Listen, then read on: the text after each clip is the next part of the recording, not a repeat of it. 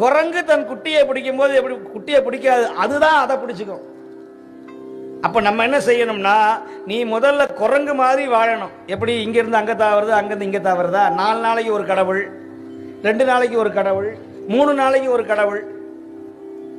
நீ ஐயப்பனை கும்புறதா இருந்தா மாலையை கழட்டவே கூடாது. கார்த்திகை 1 அன்னைக்கு மாலை போட்டீங்கன்னா அடுத்த வருஷம் வரைக்கும் மாலையை கழட்டாம உங்களால இருக்க முடியுமா? ஐயப்பனை கும்பிடுறீங்க, அடுத்த நிமிஷம் கழட்டி வச்சிருங்க, ஐயப்பனை மலையேற்றி விட்டுறீங்க.